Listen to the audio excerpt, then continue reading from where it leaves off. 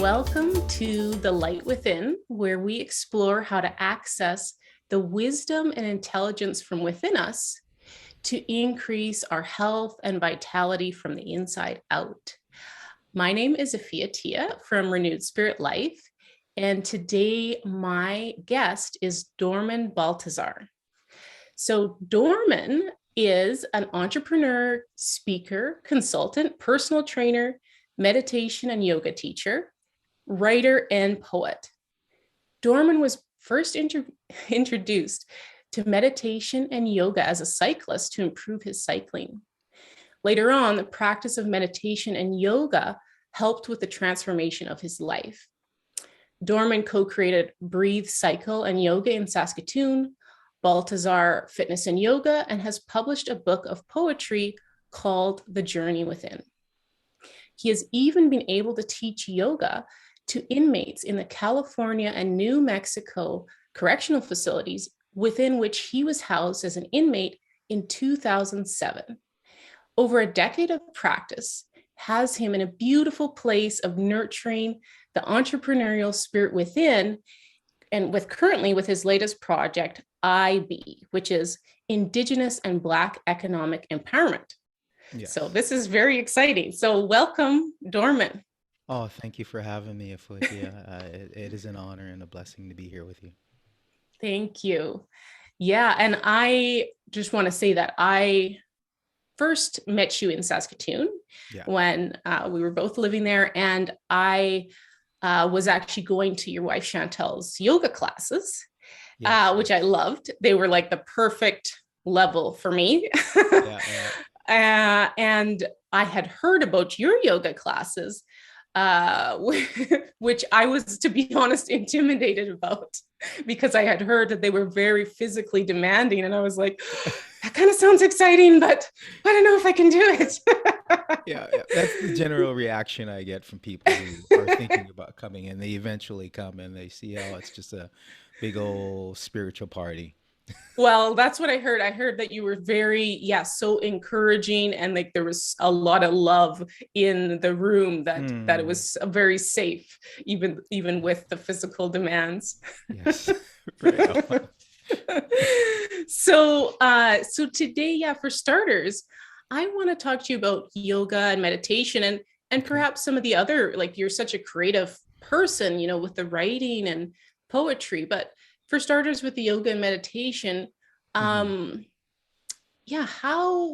would you describe that these practices help us to access the light within us, to increase our health?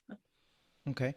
Well, for me, and I like to speak personally from my experience, these practices have really allowed me to look myself in the mirror and really face my demons.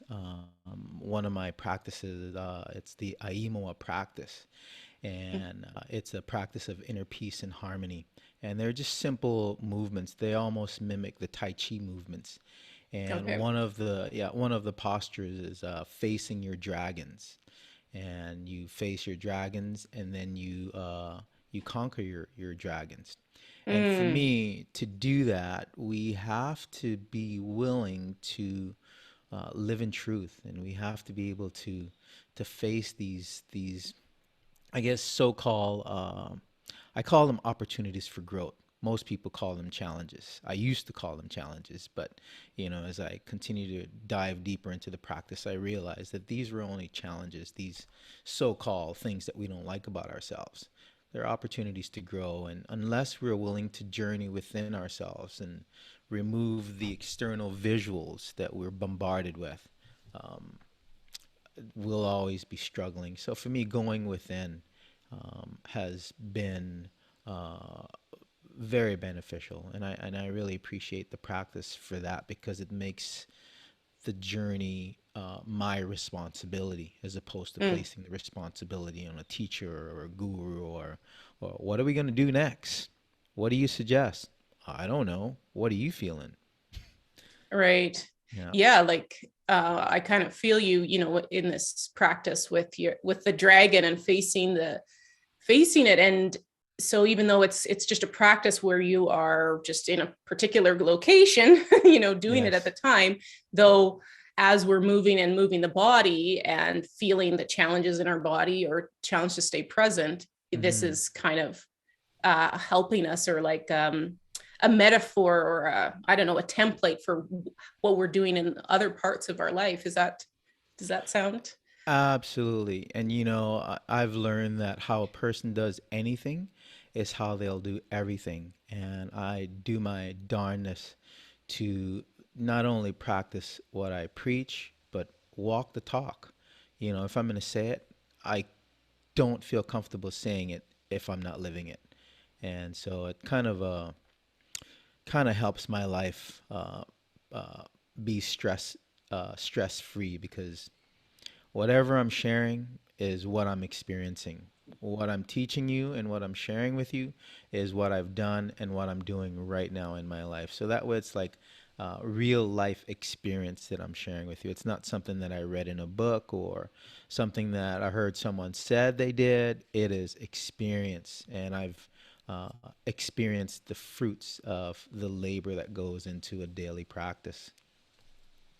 right? Right. Yeah. Well, I feel that for myself personally, I also, like, in the classes or courses, whatever I'm doing, Hmm.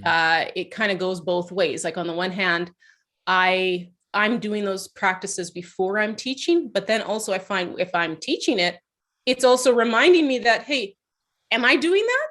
And Yes, it's like, yes. wait, so I can see how, yeah, it's not so much as a practice that's just, I don't know, it's just like, brushing your teeth, or, but even it could be brushing your teeth, right? Yeah, yeah. Because like you said, how we do anything is how we do everything. So if you're really conscious and present and Excuse me. being the best you can be in any of those things, it's following through in the rest of your life. Exactly. And Thich Nhat Hanh talks about the practice of doing dishes. When you're doing dishes, you have to be well, you don't have to be, but it helps that you're present with each dish that you're scrubbing, right? Because the moment you take your attention off of that, like let's say if you have kids, your one of your kid comes up to you and says, "Daddy, Daddy," or "Mommy, Mommy, can you help me with this?" And you look away. Chances are you could bang, if it's a glass dish, you can bang it on the sink or something. But just focusing on what you're doing in the moment, it really allows for that practice to evolve and to help us be present. Yes, yes. Yeah, I totally feel that. Now, in as I was reading your bio and some of the information you gave me, you mentioned about putting the individual in the driver's seat, Hmm. with personal accountability, appropriate action, believing in oneself, and trusting the spirit of God within. Can you Right. expand on that a little bit for us? Absolutely. Well, what I like to do is whenever I'm working with someone new or a new group, I have a question that I love to ask, and I'll pose this question to you and your audience. What is your first instrument? Do you remember what your first instrument is? And this is a real question to you. Like myself, like my body as being an instrument, or like an instrument, like a musical instrument? I like to leave that What's up to you. Yeah. What is your first instrument? Well, the first thing that came to me is my first instrument is my body, my physical body, because I came here, I was Yeah. born, and then I need to make this thing work. And that's what Well, I'm even working with today. right. But what allows you to even think about your physical body?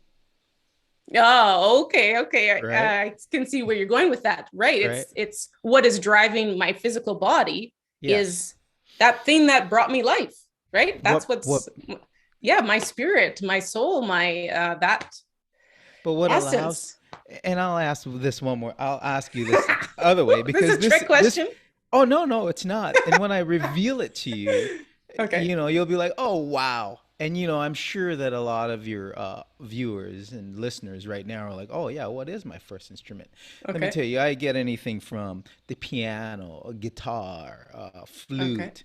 One woman even said her butt was her her first instrument. right? The armpit?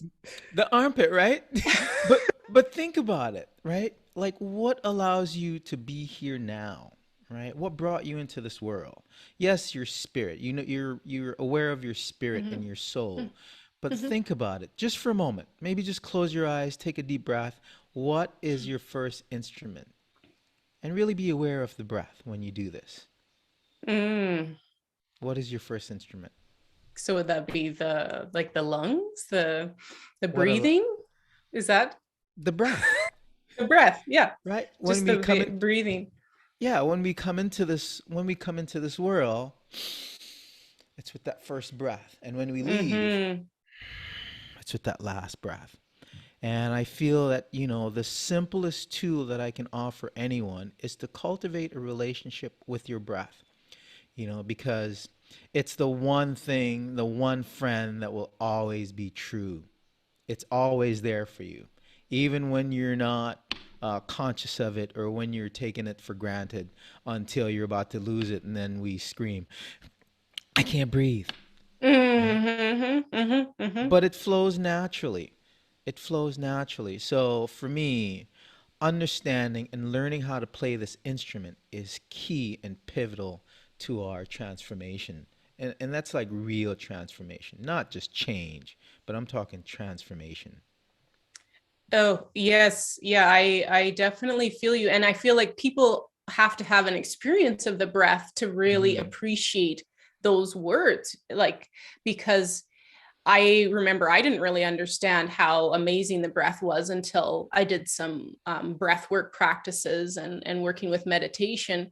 Mm-hmm. Um, then those when I'd heard, like maybe I'd read something like that, that the breath is so miraculous, and I didn't really understand that until I actually experienced it. And it's like, holy, like, yeah, we're just taking it for granted half the time. Yeah. um and even still, I have to keep reminding myself, am I breathing deeply? um because it changes my mindset. It Right. changes where I'm perceiving from. uh and And are you so this is, go ahead. and are you struggling to take a breath, right? Because Mm-hmm. usually a lot of times people don't even, I can't tell you how many people that I've worked with that I ask that I would ask like, let me see you take a deep breath. And it's usually not even close to a deep breath. It's a really shallow breath. A lot of us aren't breathing from the diaphragm at all. It's all like from the chest up. And you always see that chest expanding when you ask someone to take a deep breath. But what about breathing from the diaphragm and just allowing that nice fresh prana to just like fill up your lungs, and then you just relax right into it. It's so calming. It is so peaceful. It brings you back to your center, brings you back to your core, brings you back home to your body. I mean, talk about an instrument, right? No kidding, no kidding. Now, can you tell us a little bit about how you came to use the breath, yoga, meditation? Hmm. How can you tell us a little bit about your journey to using it at the beginning and how you continue to use it in your life now? Yeah, I was absolutely. I was introduced to yoga and meditation and breath work by my then cycling coach. His name is Steve Ilg. He created Holistic Fitness, and this was back in California. I think I was like 20, 27, 28 maybe.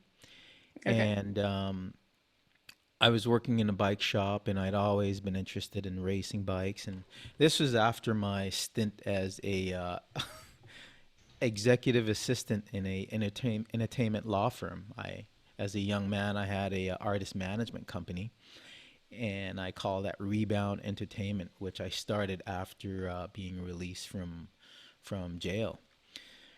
And anyway, I was working in this entertainment law firm, and it was a lot of fun. But I realized that I wasn't really getting paid what I was worth, and plus I'd started racing, and so my training was usually at midnight because I would be in the office from like 8 in the morning, and sometimes I wouldn't get home till like 10 at night, so I'd have to make sure I get my training in.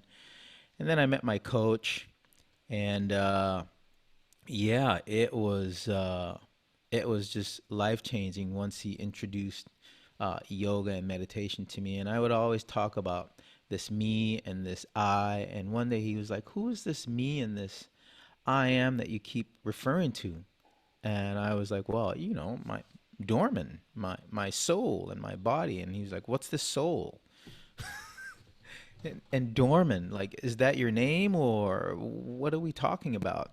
And as he taught me to look a lot deeper beyond my physical self, and just regurgitating the word soul and spirit and really understanding Mm-hmm. what those were, and that led me on this personal journey of really understanding who Dorman was, understanding the breath, how it works, and how to take care of my body, understanding my mind, and understanding the Trinity, which is the mind, body, and spirit. How can they work together as a team as opposed to, just one struggling to be in control? Like, whether it's feeding my desires or feeding my ego or feeding my spirit. How can they work together as a team to achieve whatever it is I Mm-hmm. want to accomplish here?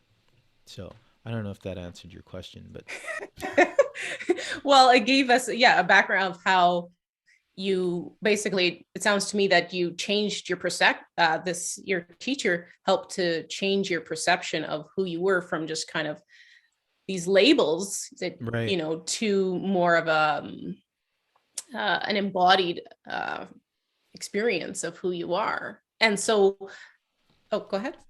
Well, I was just going to say, and that's just it, right? A lot of us live by labels, and we Mm, get caught up with these titles that we mm-hmm. hold. Well, I was listening to, what is it? It's chat room. Are you familiar with chat rooms?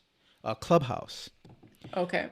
And in Clubhouse, there's a room where you can get up. You can get up, and you should check it out if you haven't been on it. You can get up and do. They give you like a 3 minute opportunity for you to share who you are, a little bit about. It's called Life Journey. Share your life story for 3 minutes, and it was interesting to hear all these people first talk about the labels, their titles, what they've done, and what they want to do. But no one was Mm-hmm. talking about, you know, the journey of personal development. Uh, these titles, like our bodies, they come and they go.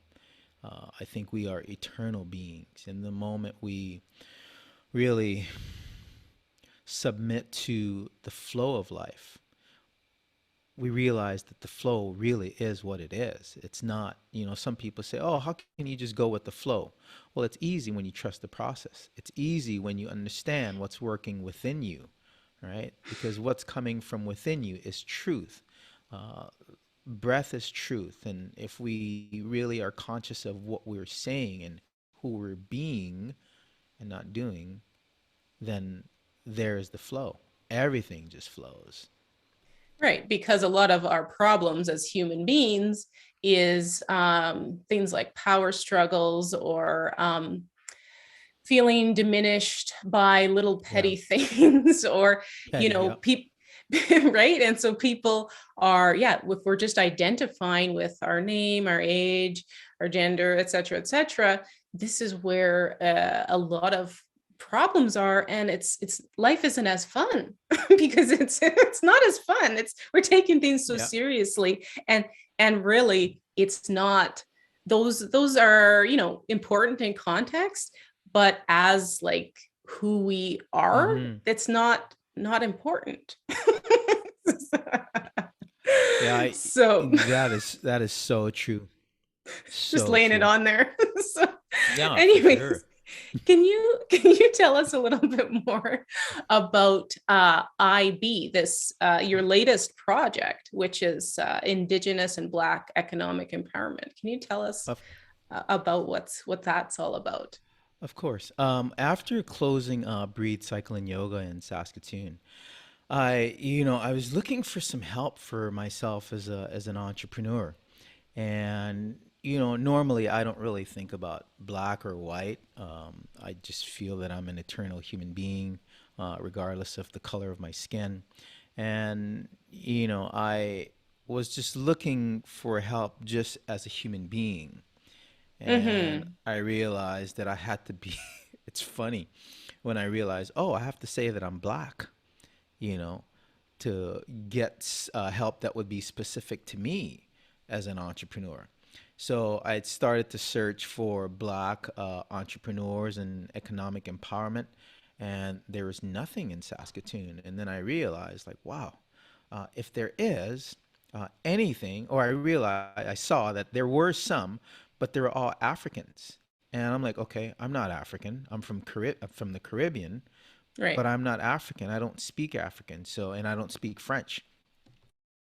So I thought, and then I also noticed, I partner started a cannabis store in Laosh, and I Mm-hmm. saw how the Indigenous people in Canada were, and I thought, man, someone needs to do something about this, like to provide a way for Black entrepreneurs and Indigenous entrepreneurs to, and not just like, here's some money and go do what you want to do. No, there is the need for economic empowerment and economic education for them to know what to do with that money. And so I thought, oh, someone should do this. And as soon as that thought came, the thought followed. What do you mean, someone? Why not you? Mm-hmm. And I was like, whoa, that is like huge. That is not, that is a lot of time, a lot of work. And then I heard, I remember the talk from Les Brown where he said, that we should accomplish, and I'm just paraphrasing here, that we get these visions and these dreams because we are the ones who were meant to make them happen, to bring them to life. And to be able to be given a dream and a vision and not to do anything about it, think of what that would be like on your deathbed, where all these dreams and all these opportunities, these business ideas come back to you on your deathbed and said, we came to you because you were the only one that can bring us forth. We came to you because you had the tools. We came to you because you were the one who desired to do this. We came to you and you did nothing. And now we have to die with you. Yeah, And that so is that, so powerful. yeah, I so that I lit a, sorry. So that lit a fire under my pants, and I was like, okay, all right, I surrender. Like I'm in service to you anyway, God. So show me what to do. So this was basically just an extension of everything that, like you said, about practicing what you preach, or Right. to what you teach, is you were pretty much guided. This Mm-hmm. idea came and it felt strongly in you, and so you're going with it because that that just seemed like the natural progression. Absolutely. And I took into account my experience. I'm a trainer. I love coaching people. I love helping people accomplish their dreams. And I'm very passionate about it. So it makes me very good at it. And, not only feeling good about helping someone else, Mm-hmm. but the feeling that they receive from having someone who truly wants to see them succeed allows me and my spirit to also feel good because I'm making a difference in the world. And I think economic empowerment in our communities are really important because if I'm economically sound and I help you and you help someone else, then that makes our community so much better because we're all self-sufficient and we're all independent, and that allows us to really tap into what our gifts are, what we're truly passionate about, and be able to better help each other. Well, exactly, because uh, you know, money and finances are so important to spirituality. Like if we're just barely scraping by and we're so stressed out because of it, Yeah, we don't have time to ask these bigger questions. So, exactly. so by addressing money, which is kind of a fundamental necessity, Hmm. where we're actually helping to empower ourselves spiritually as well. Exactly. And I think as spirit beings, we need to recognize uh, what we can do with money. I think people refer to money as the root of all evil because they have not gotten a clear understanding of what money is. You know, Mm, a lot of people just think of it as something to possess material objects, you know. But for mm-hmm. light workers and conscious people, money allows us to help not only take care of ourselves and our families, but also to be able to help people in need. I do a mantra in the morning, and it's if you don't mind, I can just share a little bit of it. Sure. Let me just pull it up here, just so I'm not. I usually read this when I'm before I start meditating. It's the taking the millionaire's vow. Have you heard of it? No, I'm Oh interested. man. So, taking the millionaire's vow and the Optimus Creed, and it's designed. It's one of the podcasts that I. It's on one of my podcasts for riches. So it says, I now take the millionaire's vows for riches. I recognize that there are infinite treasures in the cosmic cornucopia of riches and abundance. I draw upon the unlimited resources of the universe for my own enrichment. I desire unlimited supplies of money and material goods so that I may use my riches to help my family and to give something of value to the world. I recognize that I'm only a channel for the release of God's treasures, for the enrichment of the world. I therefore vow that I shall do only good with my future fortune. I take an oath that I shall use money to help uplift those who are downtrodden, to liberate those imprisoned by poverty, to idealize the standards of the world, to strive to help children, the sick, the poor, the imprisoned, the blind and handicapped, so they may know greater joy. I shall use my money and earthly treasures to educate, inspire, and uplift humanity, to help bring peace to the world, to banish discrimination and racial prejudice, to bring about equality for all, and to use my supply and abundance for the good of humanity and the greater glory of God.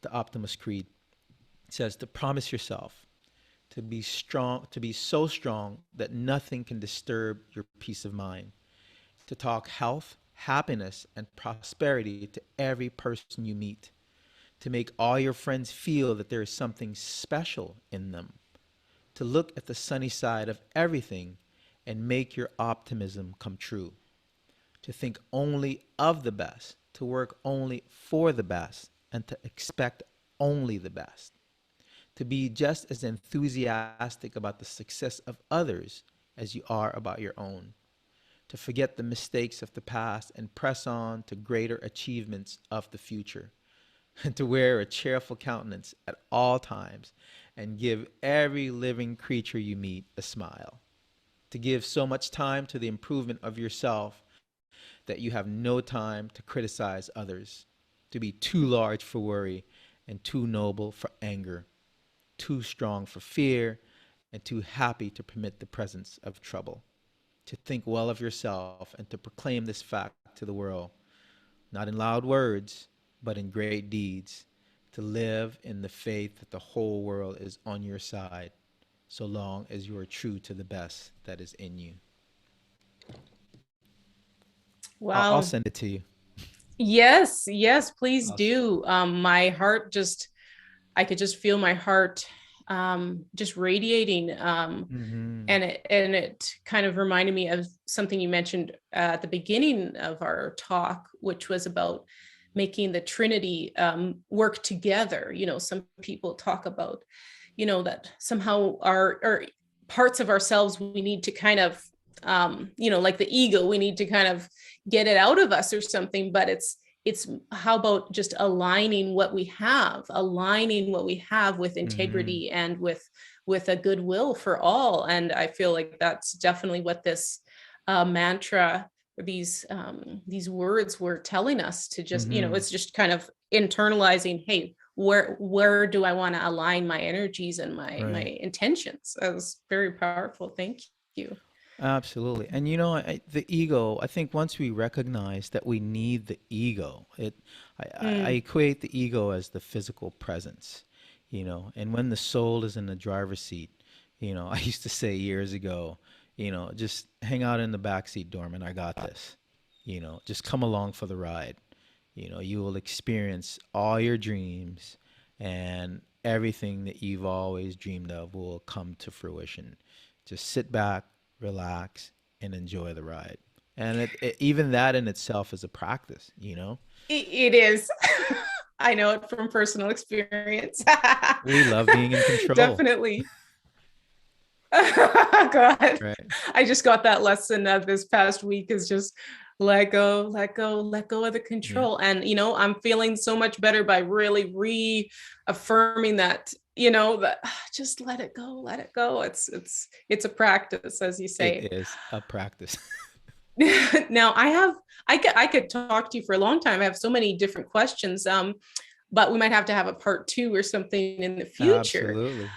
But do you have any like this those words you said to us? I think that's but definitely a practical tip that I think I will try out for myself. But do you have any other or one other little practical tip that people watching um, that you could share with them for their Well, day? I think the main one is to like really take the time to get to know you. And I'm not Mm. talking about the physical you. I'm talking about exploring that the inner workings of your body. Like there's a universe within each of us that's waiting to be discovered. And you cannot do it by watching TV or asking people for advice. You have to close your eyes and simply focus on your breath. So that brings us back to cultivating a relationship with the breath and learning how to play this instrument and not waiting until someone frustrates you and you're like, oh, I just got to go outside and breathe. Like cultivate a relationship with your breath when you're in good spirits, when you have good health. And let's not wait until your health becomes ill that now you're focusing on the breath and being present in each moment. And in that way, you will realize that in each moment, each of us, we're all exactly where we need to be as we continue on this journey in life. And the breath is such a wonderful friend, such an incredible teacher. It keeps us so present. So I would say cultivate a relationship with the breath. And again, if you fall off or you slip off, no stress. Everything's blessed. You have another moment. So each, Mm-hmm. right? Mm-hmm. With each inhalation, we get to experience a new moment. And with each exhalation, we must remind ourselves that we get to let go of that moment. And why? Here comes a new moment with the new inhalation, and we have to remember that even though everything around us is so familiar, like you've already woken up this morning, you've already done what you did already, and now here you are in this new moment. Even though you know what your house looks like, where you may work, or where you're going, what you're going to do, that has not happened yet. So practice cultivating a relationship with the breath so you can be present in these miraculous moments. That's where the magic's happening. Right, right, exactly. Even though, like, sometimes we just start to go, we're just going through the motions totally.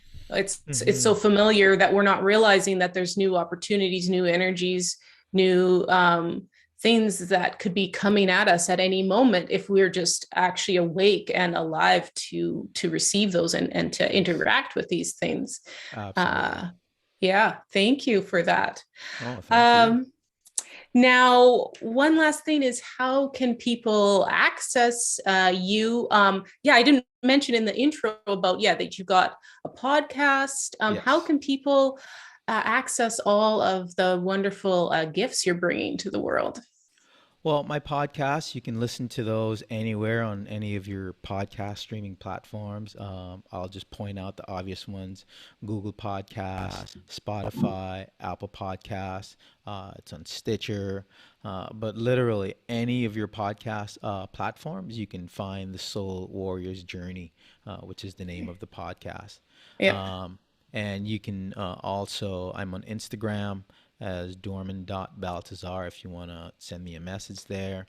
I just recently started a TikTok page where I've just been, doing my best to share inspirational messages with people and just sharing my life here on the beach. And, like I know my friends back home are not really happy because you guys are, it's freezing where you are right now. And I kind of love giving a little jab with the sunshine pictures that I post. But overall, it's all meant to show you what is possible for you, and you can create the life that you want. And having a partner that I have, like I have, it gives me peace of mind. Just to know that you have a support and someone who loves you and accepts you as you are. And you Hmm. know and the kids are just friggin' awesome. Like sometimes I step out of line and they're like, "Dad, is that love?" Uh, Oh, wow, wow. A oh little yeah, and tease. exactly, and I have to just be like, "Okay, yeah, you're right. Sorry." You can't deny it when they hit you like that. No kidding. You're totally getting So called out. yeah, exactly. So yeah, any Uh, social media platforms. and then Uh, also there's your website, IBEE Inc.ca. And I yes. will put all these things in the description, so that'll be Oh, thank easy you. if anybody Thank you so wants much. to find you. So yes, thank you so much, Dorman, for being with us today. Well, thank you for having And me. yes, and yeah, and thank you to all who are watching, and I will see you again on The Light Within.